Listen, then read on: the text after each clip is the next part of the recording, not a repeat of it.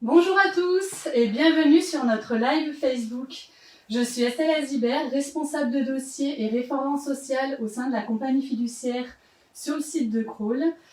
Nous souhaitions évoquer aujourd'hui les différents points techniques pour les entreprises face aux dernières conséquences sanitaires. Pour ma part, je vais vous présenter les mesures de soutien aux entreprises qui ont été évoquées par le gouvernement. Donc plus que jamais, la compagnie fiduciaire Rési-Vaudan et l'ensemble des collaborateurs souhaitent être mobilisés à vos côtés et vous accompagner tout au long de cette crise sanitaire. Donc pour les mesures de soutien aux entreprises, il y a tout d'abord, je pense que vous en avez entendu parler, le fonds de solidarité. Il est destiné aux commerçants, aux artisans, aux professions libérales et aux autres agents économiques, quel que soit leur statut et ayant moins de 50 salariés. Pour la période, il faut distinguer deux périodes. Pour septembre et octobre, pour les entreprises fermées administrativement et en zone de couvre-feu. Et pour novembre, pour les entreprises fermées administrativement ou ayant subi plus de 50% de perte de chiffre d'affaires. Alors pour le montant, c'est toujours 1 500 € pour toutes les entreprises. Par contre, ça a été revalorisé pour celles qui ont été fermées administrativement et celles nommées en secteur S1 en fonction de la perte de leur chiffre d'affaires. Elles pourront bénéficier jusqu'à 10 000 € de fonds de solidarité. Ensuite, il y a les exonérations de cotisations sociales. Donc pour les entreprises de moins de 50 salariés faisant l'objet d'une fermeture administrative, pour celles de moins de 250 salariés dans les secteurs les plus affectés, hôtels, cafés, restaurants, tourisme, événementiel, culture et sport, avec une baisse d'activité d'au moins 50%. À savoir aussi que les travailleurs indépendants sont concernés par le biais du RSI. Pour la période, donc on pense que ça sera pendant toute la durée du confinement, en attente de précision, comme d'habitude, on est en attente des décrets. Pour les montants, alors il faudra distinguer deux aides. Il y a l'exonération totale des cotisations patronales hors retraite complémentaire. Et une autre aide, elle s'appelle l'aide au paiement des cotisations sociales, et qui reste due, et elle est égale à 20% de la masse salariale des salaires bruts de la période concernée. Ensuite, il y a le chômage partiel. Et oui, pour les entreprises fermées administrativement, celles qui sont confrontées à une baisse d'activité, ou alors celles qui sont dans l'impossibilité de mettre en place les mesures de protection pour les salariés. Donc les salariés concernés, c'est pour tout type de contrat, CDD, CDI, apprenti. Il n'y a aucune condition d'ancienneté qui est requise. Et les salariés à temps partiel et ceux au forfait jour et heure sont concernés aussi. Donc pour le montant, donc le salarié percevra une indemnité d'activité partielle égale à 70% de son salaire brut, ce qui représente environ 85% de son salaire net. Et pour l'employeur, il bénéficie d'une allocation versée par l'État égale à 85% du montant de l'indemnité versée aux salariés. En sachant que pour ce confinement-là, l'État a renforcé pour les entreprises les plus impactées. Donc pour celles-ci, dans les secteurs du tourisme, de l'hôtellerie, de la restauration, sport, culture, événementiel, elles seront prises en charge à 100% de l'indemnité d'activité partielle. Donc pour ce confinement, l'État a mis en place une nouvelle aide, c'est l'aide au loyer. Donc ils ont instauré un crédit d'impôt pour inciter les bailleurs à abandonner une partie des loyers des locaux professionnels. Donc pour tout bailleur, personne physique ou personne morale, qui abandonne au minimum 1 mois de loyer dû par les entreprises de moins de 250 salariés qui ont été fermées administrativement, ou alors celles appartenant au secteur hôtel, café, restaurant. Et donc le montant du crédit d'impôt, ça sera égal à 30% de l'abondant sur la période d'octobre à décembre 2020. Et il y a encore le prêt garanti par l'État. Donc il a été prolongé jusqu'au 30 juin 2021. Il faut toujours faire la demande auprès des établissements de crédit bancaires. Le montant du prêt, c'est toujours égal à jusqu'à 3 mois de chiffre d'affaires pour 2019. Les taux qui ont été négociés sont compris entre 1 et 2,5%. Les entreprises ont entre jusqu'à 1 et 6 ans pour rembourser leurs prêts, en sachant qu'il n'y a aucun remboursement de demander la première année. Si par contre aucune solution de financement n'est trouvée pour l'entreprise, l'État peut accorder des prêts en direct. jusqu'à 10 000 € pour les entreprises qui auront moins de 10 salariés, jusqu'à 50 000 € pour les entreprises de 10 à 49 salariés. Et pour les entreprises de plus de 50 salariés, il pourra y avoir une avance remboursable qui est plafonnée jusqu'à 3 mois de chiffre d'affaires. D'autres aides peuvent encore accompagner les entreprises en difficulté. Le report des échéances fiscales et sociales, le report de factures, comme par exemple voir avec les fournisseurs de Crédit-Beau. Il y a aussi une chose qui a été mise en place, c'est le déblocage des contrats d'épargne retraite en loi Madelin.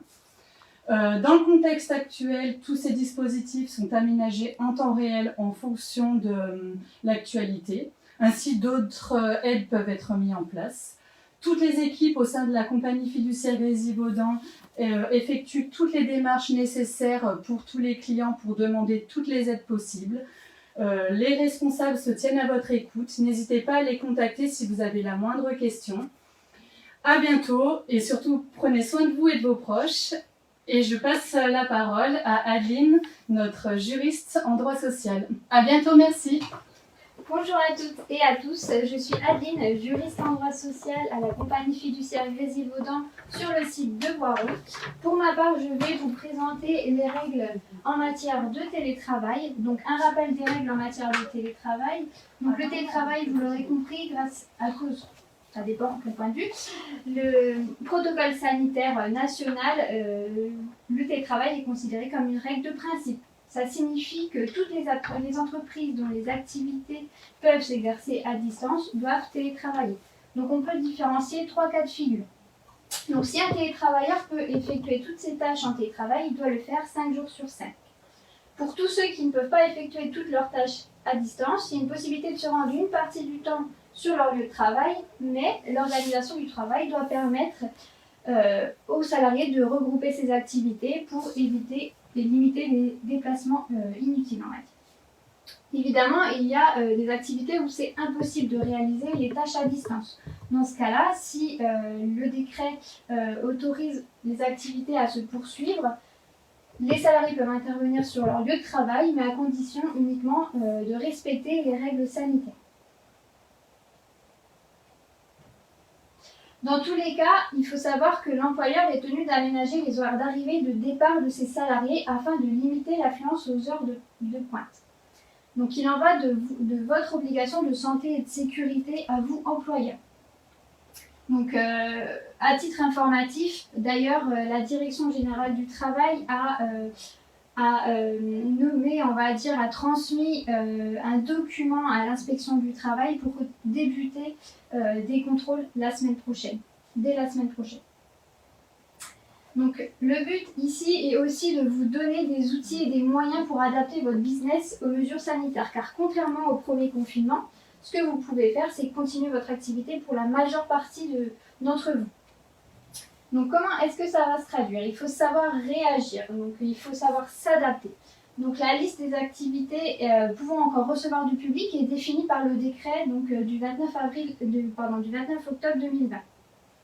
Donc parmi les activités, si vous pouvez pas, effectivement certains ne peuvent pas recevoir du public, toutefois d'autres peuvent continuer leur activité en effectuant des activités de livraison et de retrait de commandes ou encore du click and collect. Donc il faut savoir que tout le chiffre d'affaires qui sera généré par ces ventes ne sera pas pris en compte dans le calcul de l'aide au titre du fonds de solidarité, comme vous disait Estelle tout à l'heure. Donc qu'est-ce que le click and collect? Donc le click and collect permet aux clients de réserver un produit qui se trouve en stock dans votre magasin. Après, ce client, une fois la commande réalisée, vient retirer son colis, sa commande, dans votre point de vente. Donc ça peut être utile notamment pour les commerces de textiles, les fleuristes ou encore les commerces de papeterie, qui ne peuvent pas accueillir de public donc, au sein de leurs locaux. Donc comment est-ce que ça marche? Dans l'idéal, il faudrait un site de e-commerce, mais toutefois les commandes peuvent directement être passées soit sur la vitrine du commerçant via un formulaire ou une adresse mail de contact, soit par téléphone, ou soit sur la page de vos réseaux sociaux. Il faut bien penser à solliciter vos réseaux sociaux. Donc ensuite, une fois la commande réalisée, les clients viennent récupérer leur commande devant votre boutique. J'insiste, y entrer est interdit. Si toutefois la commande doit être faite à distance, le paiement peut lui s'effectuer sur place. Si vous optez pour la livraison, il faut savoir que la livraison sans contact est privilégiée. Donc les livraisons s'effectuent en priorité dans les boîtes à lettres normalisées. Donc pour ça, vous êtes encouragé à optimiser la taille de vos colis pour faciliter au maximum ce type de livraison. Il faut penser à donner de la visibilité à votre commerce. Comment est-ce que ça se passe? Dans ce cas-là, il faut vérifier vos coordonnées, tapez votre nom sur Google, vérifiez vos coordonnées, vérifiez que tout ce qui est relatif à votre entreprise soit exact pour que les clients puissent vous contacter de la façon la plus simple. Et il faut savoir que des initiatives solidaires pour soutenir les TPE et les PME se multiplient. Ainsi, par exemple, vous pouvez vous inscrire sur une place de marché. Qu'est-ce qu'une place de marché? C'est une plateforme de vente en ligne généraliste ou sectorielle. Pour les généralistes, on retrouve par exemple Cdiscount qui propose un dispositif d'accompagnement en TPE et PME avec notamment la gratuité de la fonctionnalité Click and Collect. Donc je vous ai mis le lien ici, ça sera possible de discuter ensemble pour éventuellement que je vous donne toutes les références sur ce diapo. Il y a également SoLocal qui donne accès sans frais aux commerçants à une solution de Click and Collect ainsi qu'une messagerie instantanée avec laquelle ils peuvent communiquer avec leurs clients en temps réel. Pour les plateformes en ligne, de vente en ligne sectorielles, dans l'alimentation, on a par exemple Épicerie. Pour les fleuristes, on a Cécile qui permet de livrer à proximité ou encore Evolufleur qui propose un site de e-commerce à des tarifs très réduits. Les restaurateurs et les cafés sont invités en fait à s'inscrire sur le site aideausrestaurateurs.fr qui recense en fait tous les établissements ouverts à la livraison en France. Évidemment, vous pouvez toujours passer par des organisations qui fonctionnent toute l'année, à savoir par exemple Deliveroo ou Uber Eats. Il faut envisager pour du plus long terme surtout, sachant qu'on ne sait pas combien de temps la situation va durer et elle risque encore de durer, pensez à mettre en place votre site de e-commerce. Quels sont les avantages du site e-commerce? Ça permet d'avoir une meilleure présentation de votre offre et d'élargir votre clientèle. Donc, pour vous aider, des outils existent. Donc, vous avez par exemple VisiShop, PrestaShop. N'hésitez pas aussi à contacter votre conseiller à la chambre, la chambre de commerce et d'industrie et la chambre des métiers et de l'artisanat qui vous orientera. Donc là, c'est pareil. Je vous ai remis un lien pour les deux entités. Il faut faire savoir à vos clients que votre activité continue. Beaucoup de clients ignorent encore qu'ils ont la possibilité d'aider leurs commerçants ou simplement de se tourner vers leurs commerçants parce qu'ils pensent qu'ils sont fermés. Donc comment ça se passe? Mettez des affiches sur vos vitrines, sur vos façades, indiquant comment votre client peut vous joindre. Envoyez des mails, faites des campagnes de mails ou des SMS à vos clients. Pour ça, il existe aussi des outils gratuits, par exemple MailingJet, Sendinblue, Sarbacane, ou encore utiliser vos comptes en fait sur les réseaux sociaux. Pour vos clients, il ne faut pas hésiter à les sensibiliser aux nouvelles attestations. Elles permettent en fait aux clients de venir récupérer leurs commandes. Donc il s'agit de la deuxième case de l'attestation. Et donc ici, le retrait de commande et les livraisons à domicile sont prévus pour ces déplacements. Donc il faut bien le faire savoir à vos clients. Il existe également des aides pour vous lancer. Alors, pour une aide financière, vous avez le chèque numérique qui est une subvention versée par votre région pour vous accompagner dans votre transformation numérique. Vous avez des prêts et garanties, donc des prêts directs à conditions préférentielles et des garanties publiques sur vos prêts bancaires pour vous permettre de débloquer les fonds nécessaires à votre projet. Également, vous pouvez suivre des formations et notamment des webinaires, donc des formations en ligne gratuitement pour développer votre activité avec Internet. Donc moi, j'ai pu recenser certains organismes de formation tels que les Folies Web et la chambre de commerce et d'industrie de Haute-Savoie qui propose 46 webinaires gratuitement pour vous aider en fait à transformer numériquement votre entreprise. Si malgré tout cela, en fait, votre activité est toujours bloquée et que vous ne pouvez pas faire travailler vos salariés, il y a une alternative au chômage partiel qui est la mise à disposition temporaire de vos salariés. Comment se passe la mise à disposition temporaire de vos salariés? En fait, vous allez prêter votre salarié volontaire à une entreprise utilisatrice qui, elle, en fait, fonctionne très bien, qui a beaucoup d'activités en cette période ou en temps normal. Donc la mise à disposition est obligatoirement faite à but non lucratif. Donc qu'est-ce que ça signifie? Ça veut dire que l'entreprise prêteuse ne facture à l'entreprise utilisatrice que les salaires versés aux salariés prêtés. Il faut toujours l'accord du salarié. Donc ça se concrétise par un avenant au contrat de travail du salarié et la conclusion d'une convention de mise à disposition entre les deux entreprises. Le salarié prêté reçoit son salaire habituel. Les CSE, s'ils existent, les deux entreprises doivent être consultées. À l'issue du prêt, le salarié retrouve son poste de travail dans son entreprise d'origine. Voilà pour moi.